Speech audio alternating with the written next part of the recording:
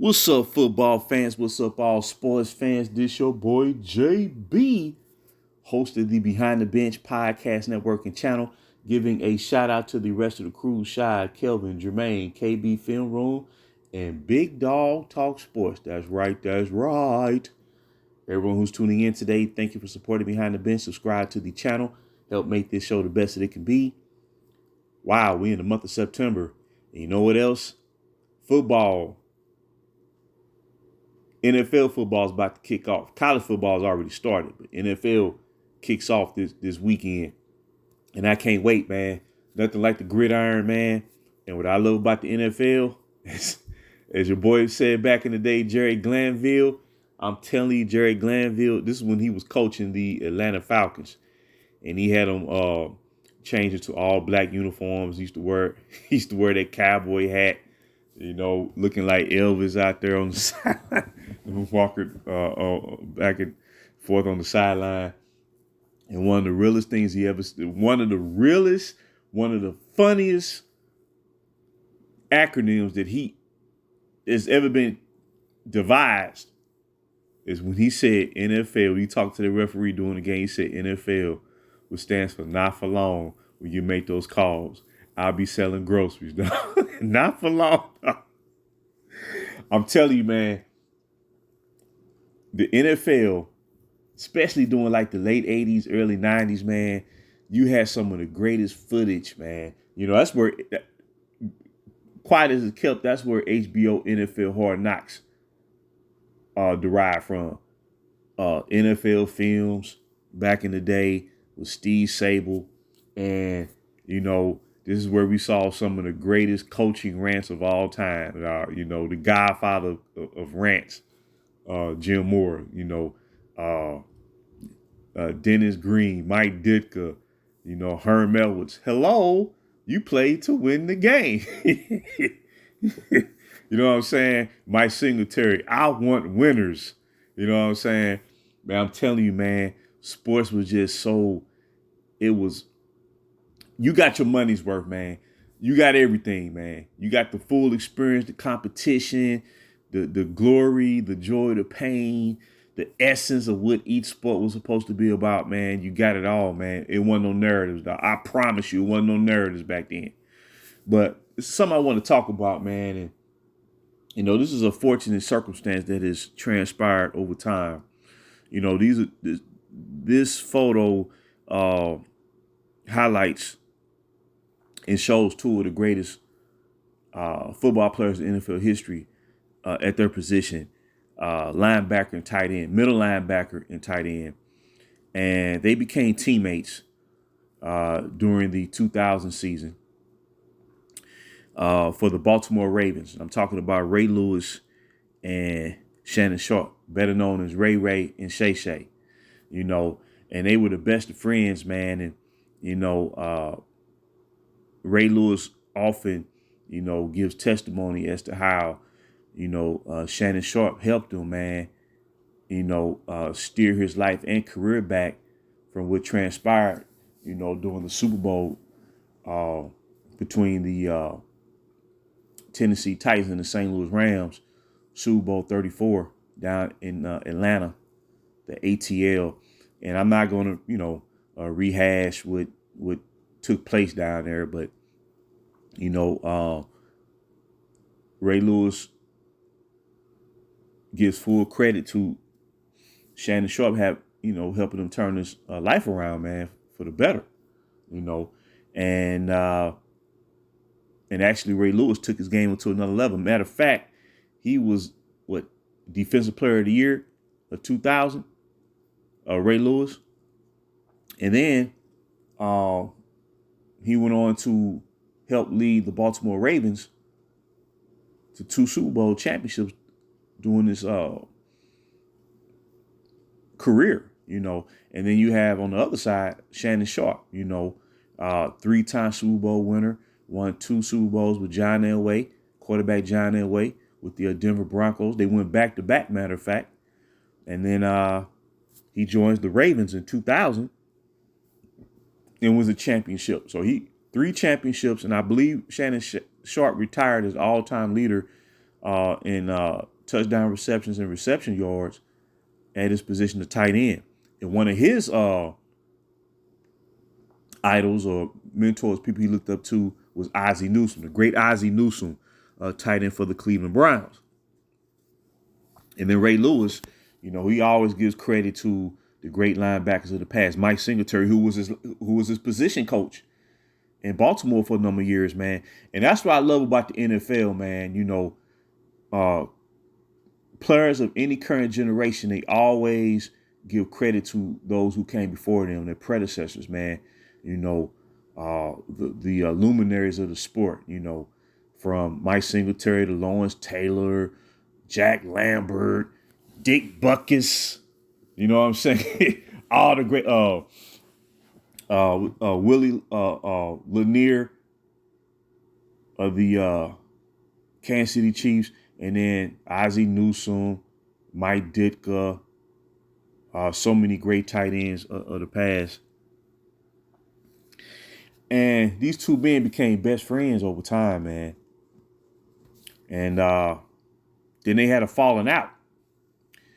And it was over disagreement about the stance that one Colin Kaepernick took.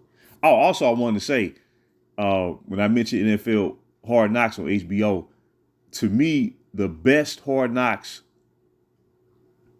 episode was the very first one that featured the Baltimore Ravens coming off their Super Bowl. When named Brian Billick was the head coach. And Tony Siragusa, Rod Woodson, I believe Jamal Lewis was the running back. And man, I fell in love with Hard Knocks right then and there. And they've had some great documentaries featuring other teams since then. Dallas Cowboys, Cincinnati Bengals, Kansas City Chiefs, New York Jets was another good one. I think they did one on the Cardinals, the Raiders, Oakland Raiders, Rams recently, the LA Rams. So it's been a great series, but I believe the first one was the very first one. It was mainly because of these two men right here. The rapport that they shared with one another, the respect they had for one another, what they brought to the table, especially Ray Lewis that year, man. Like I said, man, he totally transformed as a person and a player, man. He was already a great player, but I think overcoming the situation in Atlanta, it just took his game to a whole nother level, man, and his focus and determination. So they had this falling out over Colin Kaepernick, who we know took a knee during the national anthem during the 2016 season. And I'm not here to talk about, who was right and who was wrong. I'm not going to talk, really say it's not even about my personal belief. But Ray Lewis was the subject of an all-out attack on him, from all NFL circles, man. Because, Ray Lewis retired after the 2012-2013 season when the Ravens beat the 49ers in the Super Bowl, when Colin Kaepernick had a magical season, helped lead the 49ers back to the Super Bowl for the first time since I believe that was Super Bowl 20. Was that Super Bowl 25? If I'm not mistaken, when the San Francisco 49ers beat the San Diego Chargers, when Steve Young won MVP of the Super Bowl game versus Junior Seau and Natron Means. Going. I believe the score of that game was something like 49-26, something like that. Deion Sanders was on the 49ers that year, and I think that was the first time the 49ers had advanced to the Super Bowl since 1990. I think that was 1995 season. So, and then the Ravens with quarterback Joe Flacco. Joe Flacco beat Brady in the playoff and Peyton Manning in the playoff. You know what I'm saying? So, I believe during that postseason, if I'm not mistaken, Flacco, I don't believe he threw an interception in that postseason. You know, he got hot, man, and Flacco, one of them quarterbacks, man, where he get going, you know, it's hard to deal with him. But anyway, Ray Lewis retired after that season, winning his second Super Bowl championship. So he went out on top. So he was, you know, a newly retired figure to NFL who was branching off into a TV, you know, just like Shannon Sharpe did when he retired after his final season in the NFL. And I love the story of Shannon Sharpe and his brother Sterling Sharpe, you know, and tell you the truth, Sterling Sharpe, even Shannon Sharpe said Sterling is the better receiver between the two of them. And if Shannon Sharpe had not suffered a neck injury, oh my God, there's no telling what he could have did, you know, because in his prime, you know, while he was playing for the Green Bay Packers, he was one of the top three best receivers in the NFL. You know, Jerry Rice, Michael Irvin, then Sterling Sharpe. And tell you the truth, there were some seasons where you can argue that it was neck and neck. You know, then you had Andre Reed and, you know, Andre Reed for the Buffalo Bills, Andre Rison for the Atlanta Falcons, and you had a plethora of great receivers during the late '80s, early '90s.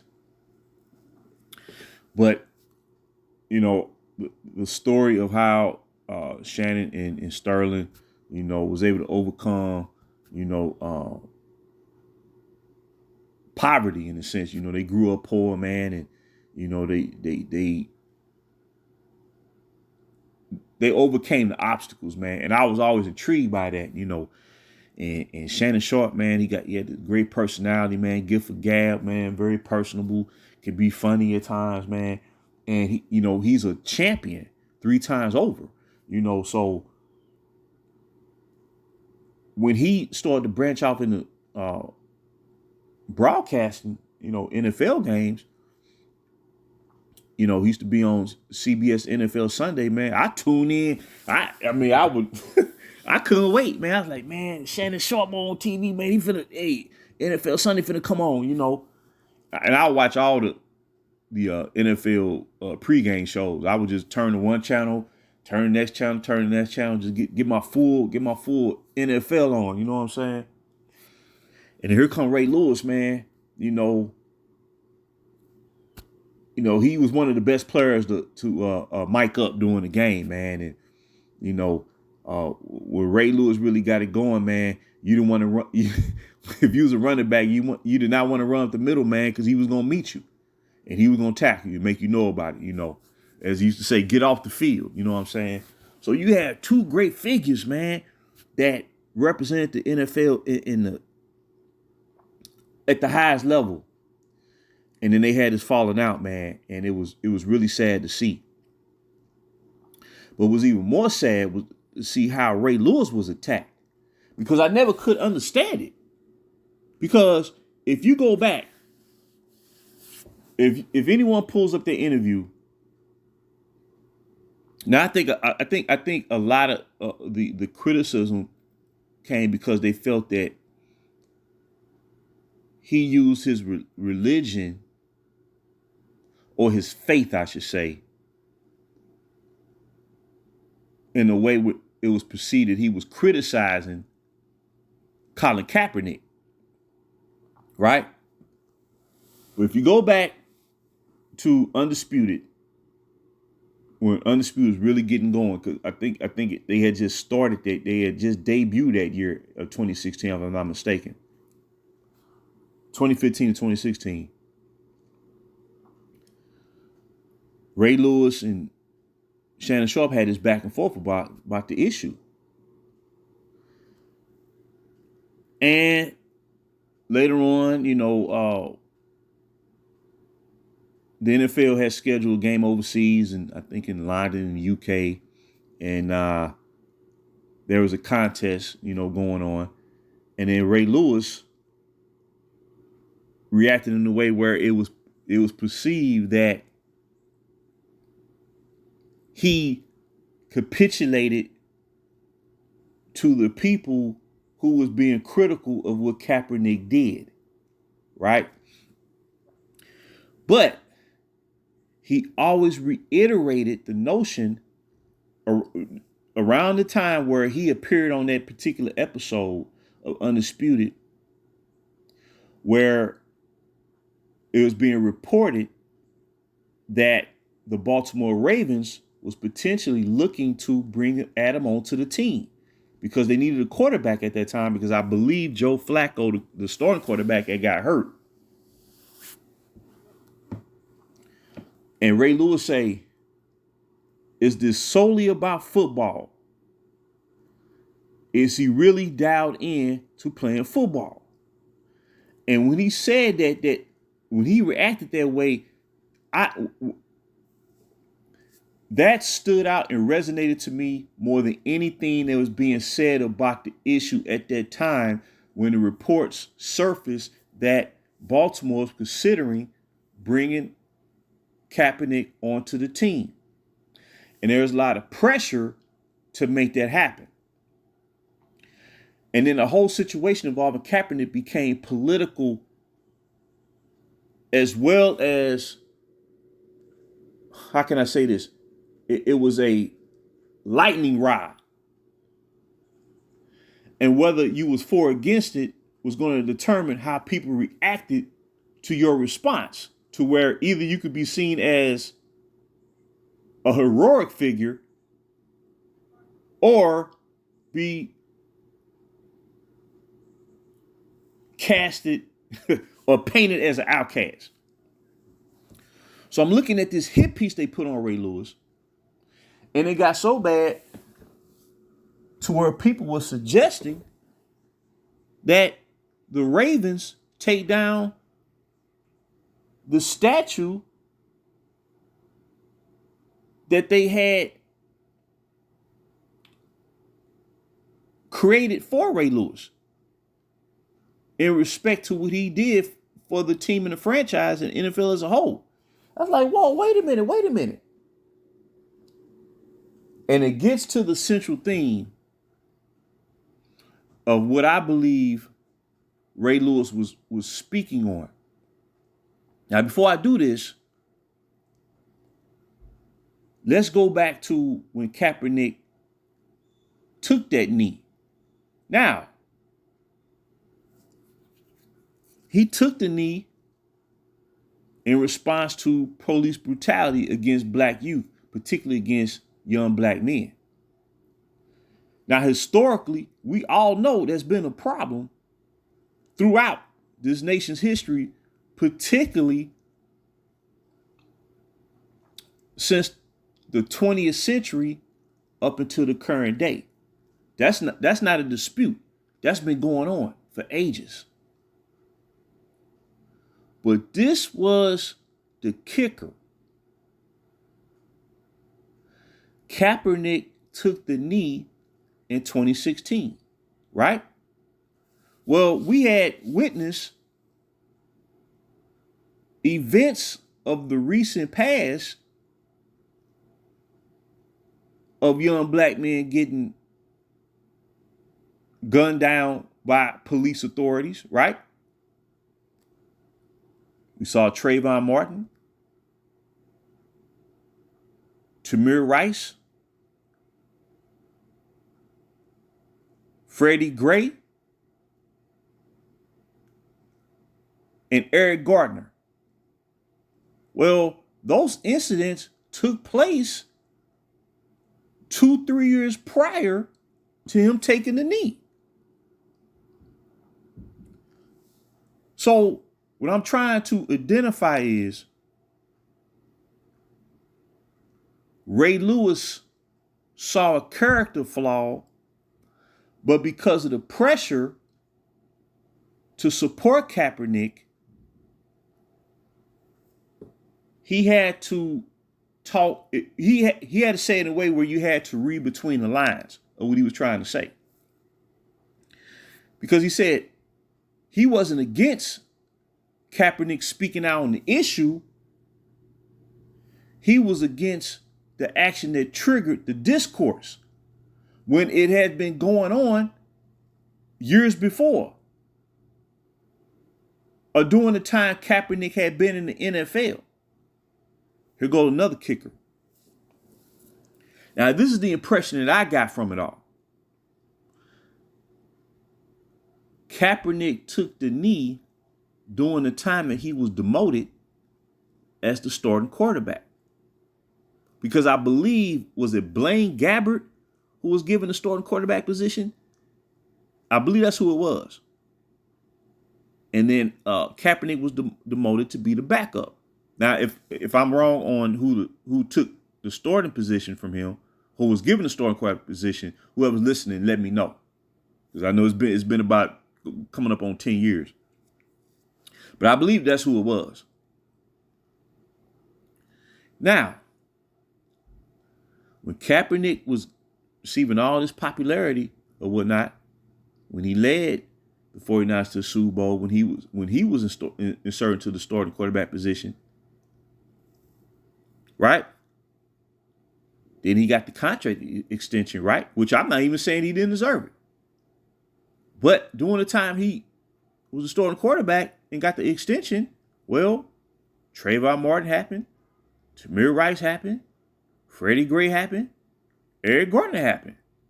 I didn't see no reaction when he was a starting quarterback.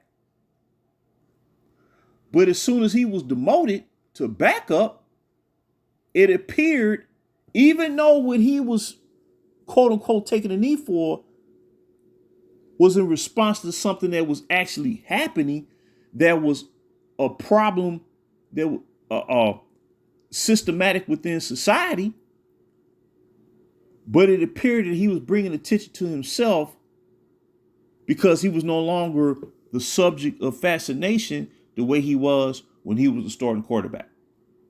That's the way it came across. Okay. So Ray Lewis. Now remember, the Cleveland Browns, lifelong, the Browns have been an institution in Cleveland since the 60s, since the days of Jim Brown and Otto Graham. And then you had Ozzie Newsome, and you had some great players for that franchise. Brian Sipe, quarterback, Webster Slaughter, wide receiver, Ernest Biner, Clay Matthews, the linebacker there. They've had some great players for that franchise over the years. Art Modell, we all know what happened. He moved the team to the city of Baltimore. But in return, he left the team, the Cleveland Browns, history and team colors to Cleveland. And then 5 years later, the NFL awarded Cleveland one of the up-and-coming, newfound expansion teams, and they just renamed it. It was almost like the Cleveland Browns had a 5-year hiatus in Cleveland, and then they started back up again. That's kind of how it was, but even though it was an expansion team. So the first player in Raven history, to my recollection, who was drafted by the franchise when they moved to Baltimore was Ray Lewis. This was back in 1995, right? Okay. So when Ray Lewis said on Undisputed in that discussion with Shannon Sharpe, now Shannon Sharpe played a majority of his career with the Denver Broncos. He played a couple years in Baltimore. So Ray Lewis looking at it like, okay, wait a minute now.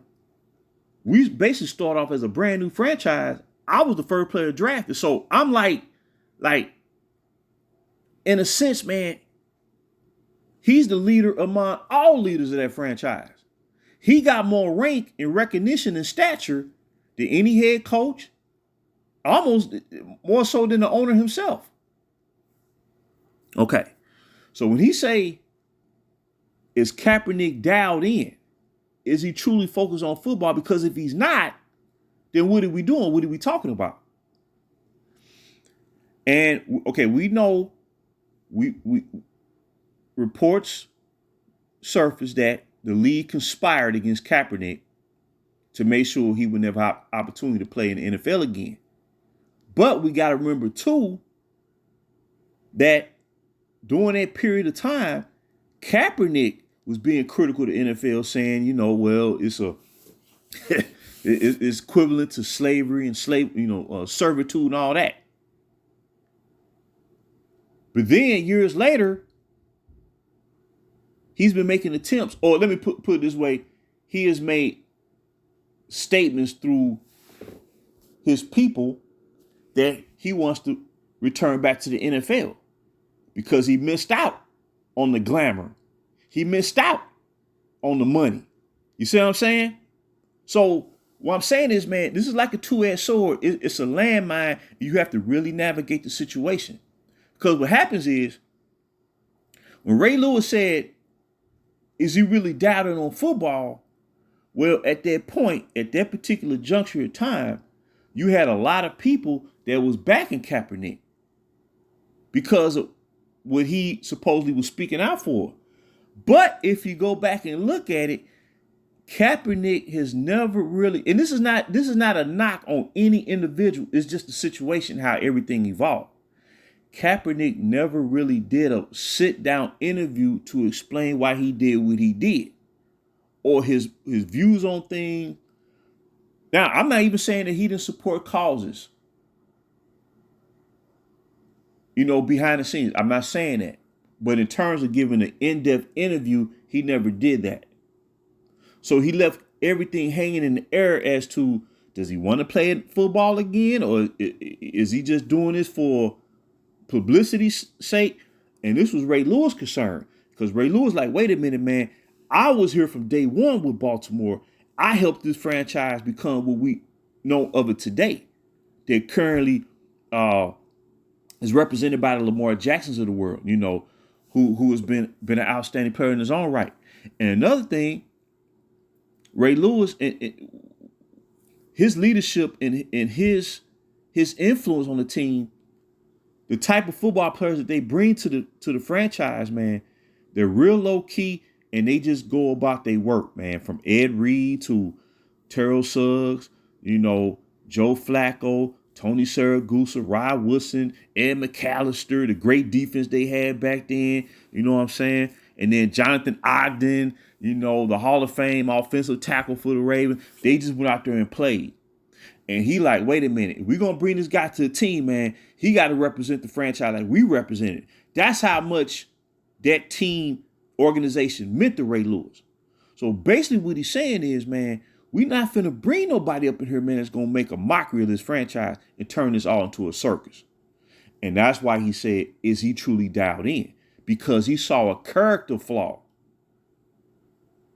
As the football player he is, as the leader that he was to that team. Because even Shannon Sharpe would tell you that the unequivocal leader for the Baltimore Ravens, even when Shannon Sharpe was wearing that jersey, was Ray Lewis.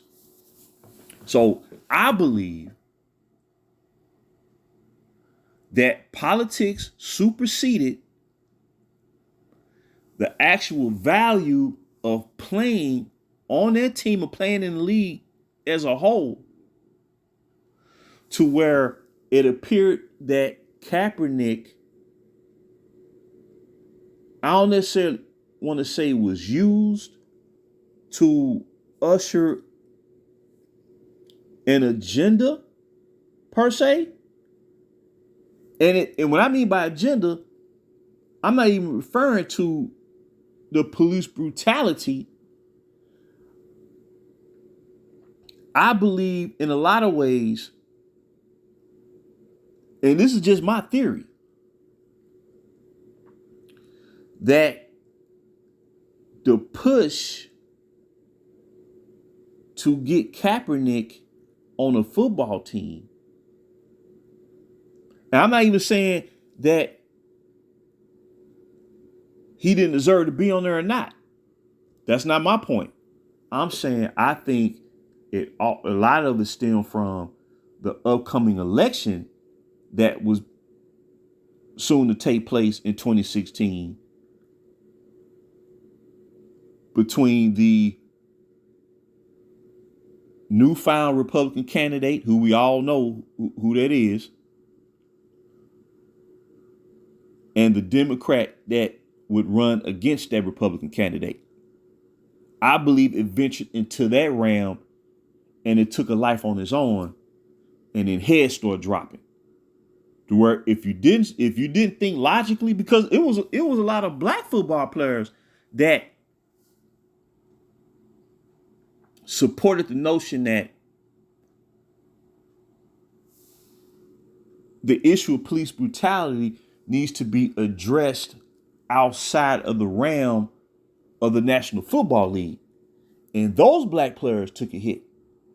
It became a very ugly situation. So in closing, like I said, I'm not taking nobody's side. I'm a fan of both of these guys, man. Because of what they brought to the game. And I believe that the divisiveness hurt both figures. Now, it elevated one over the next person in a fleeting matter. But see, when things come back full circle and when you really start to dig deep, you start seeing the motivations, man, behind certain actions. And when I look at this whole situation, man, hopefully they can put aside their differences, man, and come together as the best friends that they were known to be. And like I said, Ray Lewis always gave credit to Shannon Sharpe for how Shannon Sharpe, helped him turn his life around, his career around. He always did that. So I want to think where, I don't think it's a thing where the recent criticism by Ray Lewis of Shannon Sharpe, I don't think it's necessarily about him acting as if he's better because of his faith. I just think as a friend, he sees someone that's being misled to act in a certain way to attract a huge level of support. Whereas if Shannon Sharpe would just be who he had always been during his football playing days, he would have a larger audience than what he has now. Because like I said, when Shannon Sharpe used to be, when he joined the crew for CBS NFL Sunday with Bill Cowher and Boomer Esiason and Dan Marino, oh man, and James Brown, oh man, that was must-see TV. He had the personality for it, man. So that's not the issue. Even Ray Lewis acknowledged that in that recent interview he did, of his criticism of the path that Shannon Sharpe has taken. So like I said, this is not about me criticizing Shannon Sharpe or criticizing Ray Lewis. It's about recognizing that in the midst of all this, the heat that was directed toward Ray Lewis, he saw a character flaw in Kaepernick at that time because he wasn't sure that he wanted to play football no more. And when you look at it, how Kaepernick's career has transpired since then, when the NFL was trying to organize a tryout for him a couple years ago, and it didn't really seem like he was fully invested in it, it just seemed like he wanted to keep his name out there. You see what I'm saying? So a lot of times, man, like I said, Ray Lewis one of the real ones when it comes to this football. That's why his teammates looked up to him as the leader, because he can detect if you truly focus on the game or not. See, that's what I'm saying. So, and the NFL tried to ostracize him, and Ray Lewis, he had to sacrifice for that. But I believe in this situation, his position is not about his faith, anything like that, not about his beef with Shannon Sharpe, or vice versa. His stance on Kaepernick and why he was hesitant to bring him to his team, the Ravens, a team that he helped build from scratch as the first player drafted by that franchise. His position is going to win out, people. That's why I say, man, a lot of times, man, Like in this era of sports journalism where the actual journalistic how can I say this, man? Like, I don't necessarily want to use the word integrity, but where journalism became replaced with feeling and emotion. The position that you want to be as a sports figure, as a popular sports figure, you want your influence to stand above everybody else's rather than searching for the truth behind the matter. And that's what's missing. If this had happened in the 80s and 90s, it wouldn't have got to this point. I guarantee you. So that's my take on it. I've been wanting to speak on this for a long time, man. Like I say, man, this ain't about political affiliation. This ain't about religious faith or the lack thereof. This is strictly about principle and why things went into the direction that it did. And it led to an all-time NFL figure to be castigated for something that I don't believe he should have been castigated for. That's my whole point. And it seemed like the other person was uplifted because he supported an action that the majority agreed with. You see what I'm saying?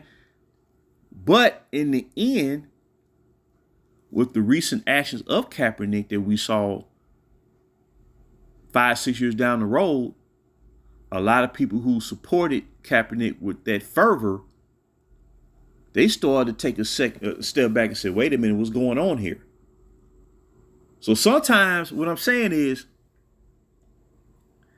when we're looking at stuff from a distance, 2-1, we're going to gravitate to the popular version, interpretation of what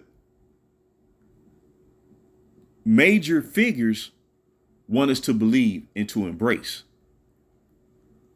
But when the truth is not being upheld, it leads to situations like this. So, other than that, people, I'm looking forward to football. Can't wait till the season kick off this weekend. But like I said, man, Ray Lewis, one of them figures, man. He's like his generation's Deacon Jones. That's who Ray Lewis reminded me of. Deacon Jones, the legendary defensive lineman for the Rams, man. He was a respected figure, but the guy was funny because he was so real about his take on football. You know, that's who Ray Lewis reminded me of, man. He was true to the game. You could tell he truly loved football, man. And, you know, for football fans, man, I wouldn't understand why people would not want to see that on a week to week basis. And I think along the way, this divisiveness led Shannon Sharpe to lose some of his luster about his take on football. So I just want to drop that to Golden Nugget, people. I know this was a long video, but leave your comments and thoughts. Until next time, this is your boy JB for BTB, Behind the Bench.